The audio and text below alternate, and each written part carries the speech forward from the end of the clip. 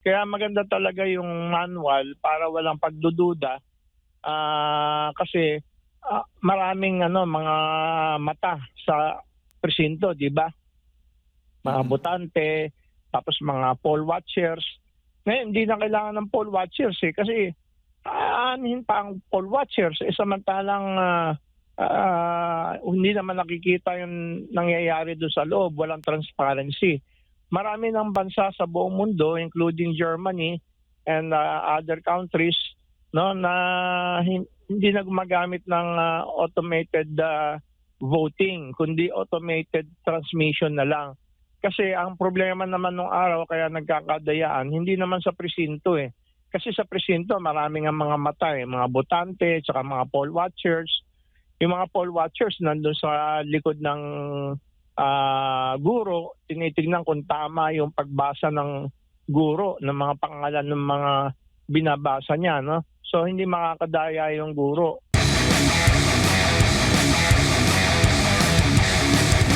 Prof, narinig po ninyo yung ilan po sa mga kababayan natin ang kanilang na masasabing pahayag patungkol nga dito sa halalan po natin. Ano ho ba ang sa tingin po ninyo? Unang-una siguro assessment po ninyo muna sa nangyari pong eleksyon.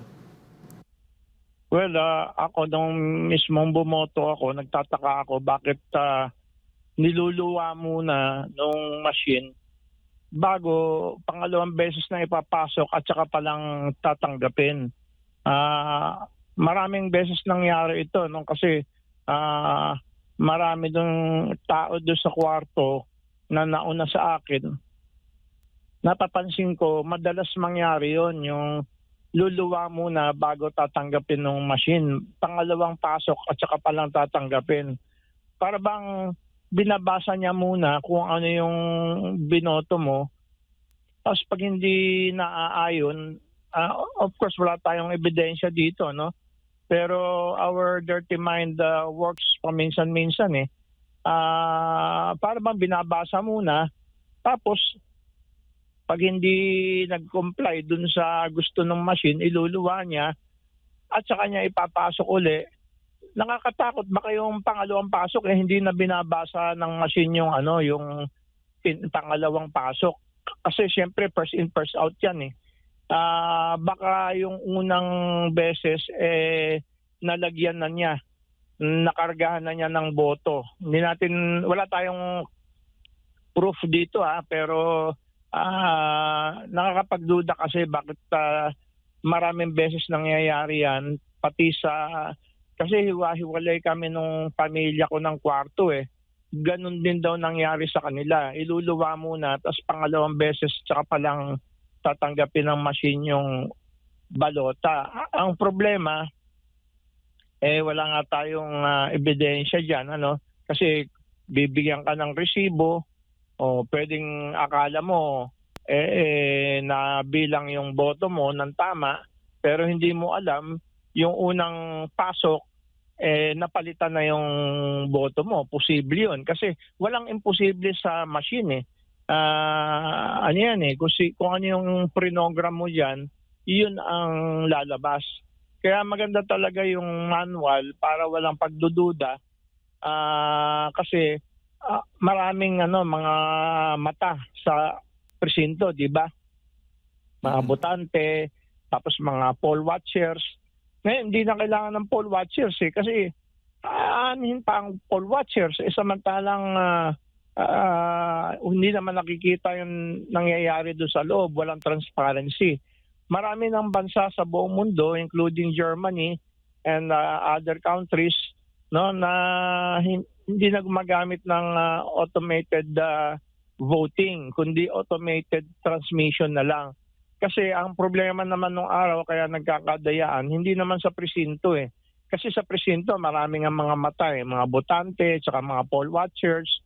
Yung mga poll watchers nandun sa likod ng guro, tinitignan kung tama yung pagbasa ng guro ng mga pangalan ng mga binabasa niya, no? So hindi makakadaya yung guro. Tapos kitang-kita ng lahat, tinatara dun sa may malaking Manila papers na nakadikit sa blackboard tinatara isa-isa. So kitang-kita ng lahat. Merong full transparency.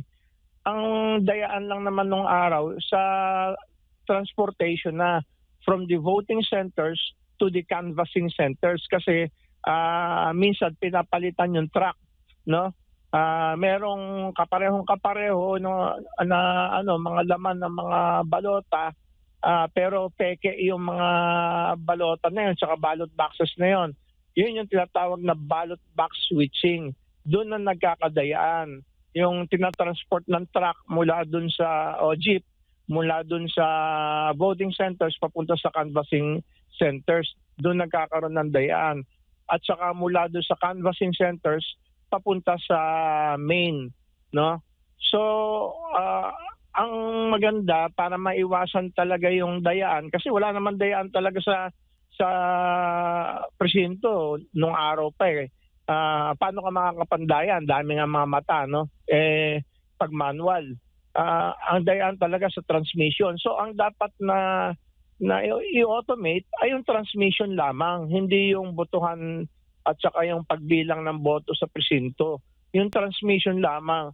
At sa transmission pa nga, nagkaroon ng problema, no? Kaya dapat may mga IT, yung mga iba't ibang partido, yung mga iba't ibang mga kandidato para sa transmission. Kasi sa transmission, unahan din yan, first in, first out. Paano kung merong clone yung machine? Parehong-pareho yung serial number nila, clone. Pag naunang mag-transmit yung peking resulta, yung peking machine, yun na ang papasok doon sa server. Tapos later on, magta-try na mag-transmit yung genuine machine, hindi na tatanggapin ng server kasi nakaprogram yung server na tatanggapin lang niya yung unang magta-transmit, first in, first out. So yan yung mga bagay na dapat pag-aralan para hindi na magkaroon ng dayaan. Kasi dito sa automated system, nalilito lang yung mga tao kasi computer yung pinag-uusapan, no? Pero huwag natin pag-usapan yung yung intricacies, no? Gamitan natin ng common sense, no? So dapat merong way para malaman ng server kung ano yung genuine transmission. At yun ang isasama niya. Hindi first in, first out dapat. Kasi diyan nagkakadayaan sa first in, first out Kung sino yung unang mag-transmit, yun ang tatanggapin ng server. Tapos yung pangalawang transmission, hindi na niya tatanggapin. Ganun siya nakaprogram. So, ganun lang kasimple yun. Hindi naman yan, we do not have to be a computer expert to know that, no? Dapat common sense lamang malalaman na ng pangkaraniwan tao yan, ano?